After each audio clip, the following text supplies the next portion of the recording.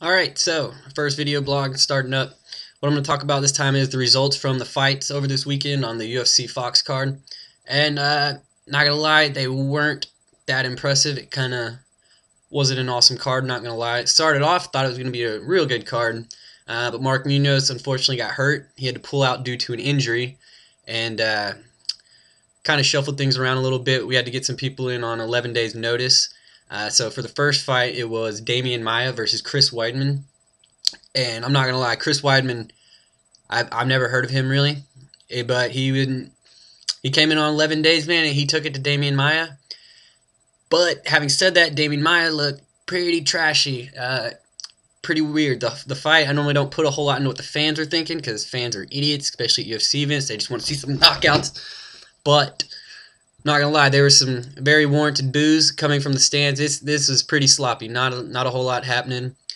Damian Maia, man, he started off so promising. Tons of submissions in his first couple fights and everything like that. But since then, he's been working on his striking a little too much, and he's not that good at it. So he should definitely stick with the jiu-jitsu on the ground game.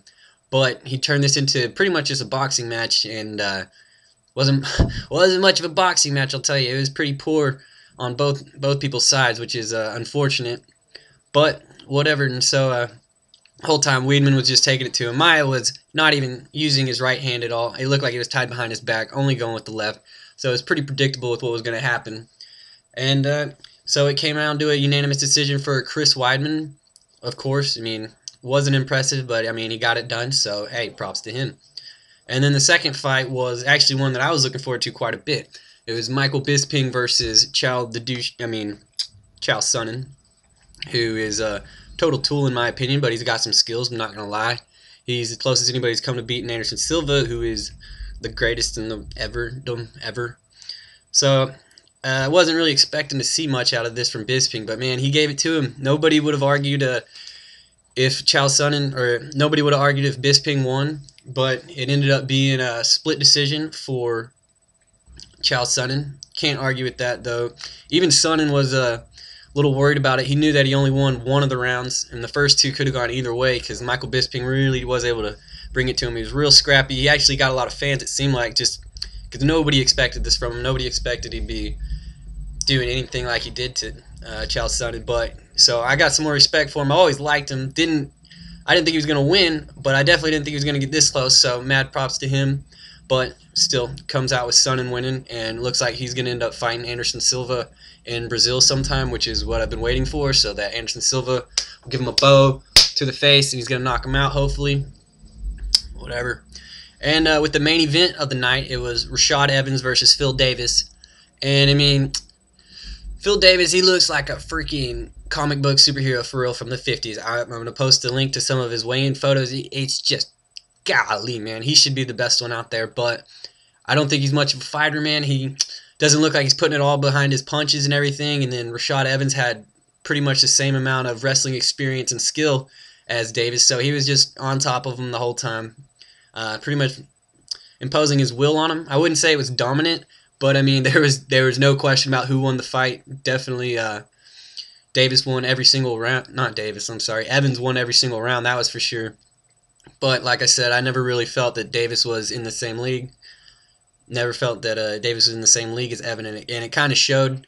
Like I said, Rashad's a fighter. Like he's got a wrestling background, but he's a fighter. And Phil Davis has the same wrestling base as a background, very good one from Penn State. But like I said, I don't think he's a fighter. He wasn't really bringing it with his punches and everything like that. So he ends up losing the fight, of course. All judges scored every round to Evans, which made sense in my opinion, everyone there. So it wasn't impressive, but it was enough for Evans, to get his title shot against John Jones, who he's been waiting for about a year now. I swear Evans, over the past 2 years, he keeps getting the runaround with when he's going to get the title fight and everything, and him and Bones have been jawing a lot, but he's finally getting it, and we'll see how he does. And then also, man, from the preliminary card, one highlight. First time it's ever happened in the UFC, somebody pulls off the calf crusher submission.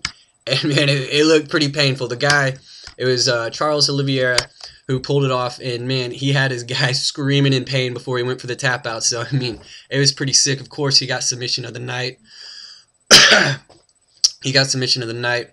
And then the other preliminary fights they're all right. Nothing really to talk about. I only go with the main events on this blog, anyways. But that Charles Oliveira submission was pretty sick, so I thought I had to bring that one up. And Oliveira actually he dropped down from lightweight to featherweight, which is definitely good. He's a skinny guy, man. He looks like me. Like, look, I'm not a big guy at all, and I weigh like 160. And he looks pretty much like me. I'm not going to say I can fight him at all, but he's a skinny dude. So him dropping down a weight class was definitely good for him until he just gained some weight. He's a young guy, like 22, 23, something like that. But he's definitely got some real good potential. And I see him coming back and getting in the top 10 definitely very soon in the featherweights. Just stringing together maybe 1-2 more fights.